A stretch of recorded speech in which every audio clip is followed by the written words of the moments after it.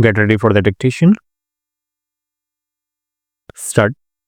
The annual budget is also an opportunity for the government to outline its priorities for the year to come.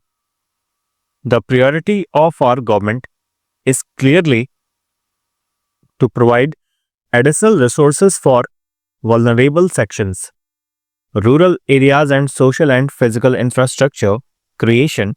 The government shall also endeavor to continue with the ongoing reform program and ensure the passage of the constitutional amendments to enable the implementation of the goods and service tax, the passage of insolvency and bankruptcy law, and other important reform measures which are pending before the Parliament.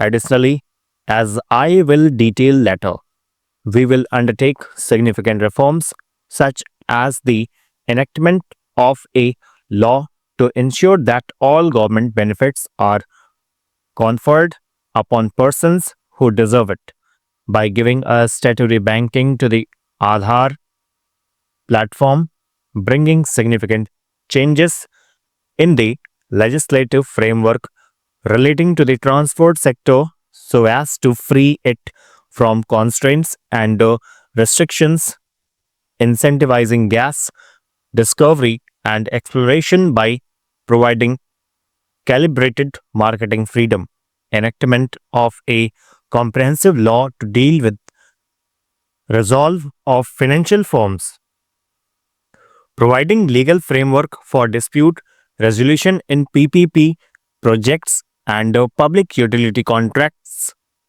undertaking important banking sector reforms and public listing of general insurance companies, and undertaking significant changes in FDI policy.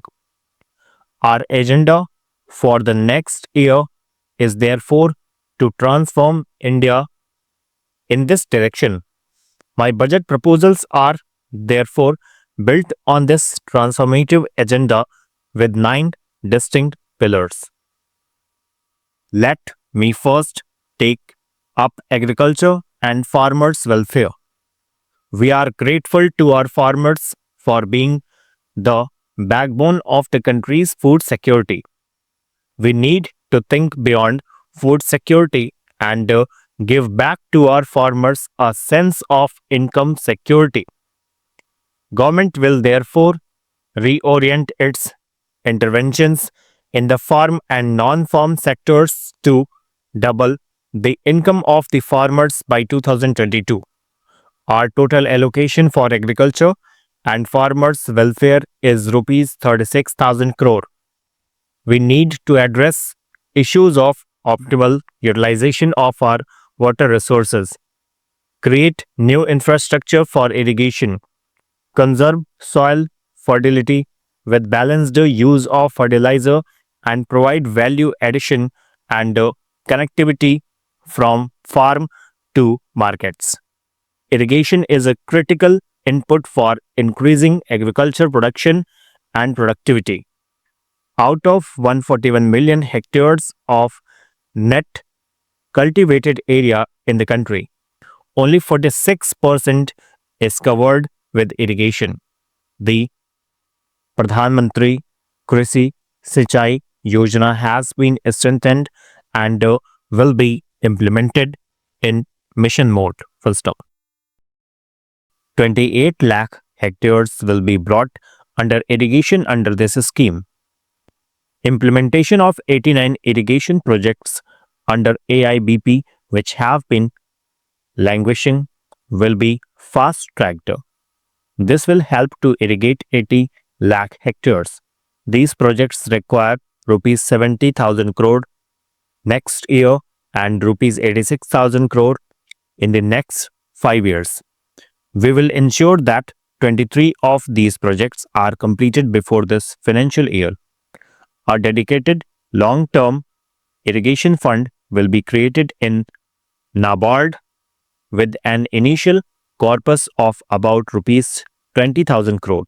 To achieve all these, a total provision of rupees 12,000 crore has been made through budgetary support and market borrowings.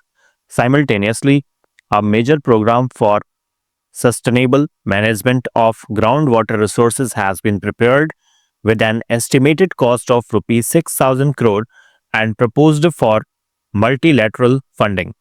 At least 5 lakh farm ponds and dug wells in rain-fed areas and 10 lakh compost pits for production of organic manure will be taken up by making productive use of the allocations under Manrega.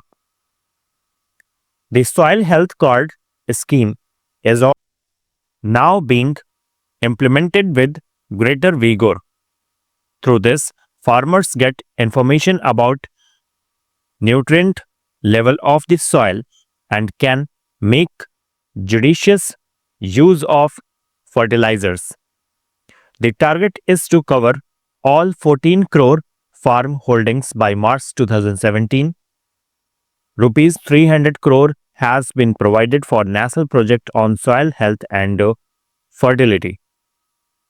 Besides, 2,000 model retail outlets of fertilizer companies will be provided with soil and seed testing for facilities during the next 3 years. Fertilizer companies will also co-market city compost, which increases the efficacy of chemical fertilizer. A policy for conversion of city waste into compost has also been approved by the government under the Swachh Bharat Abhiyan. To increase crop yields in rain-fed areas, which account for nearly 55% of the country's cultivable land, organic farming is being promoted. Towards this end, the government has launched two important schemes. First, the Paramparagat Krishi Vikas Yojana, which will bring 5 lakh acres under organic farming over a 3-year period. Second, the government has launched a value chain based organic farming scheme called Organic Value Chain Development in Northeast region. The emphasis is on value addition so that organic produce growth in these parts find domestic and export markets. A total provision of rupees 400 crore has been made for these schemes. Access to markets is critical for the income of farmers.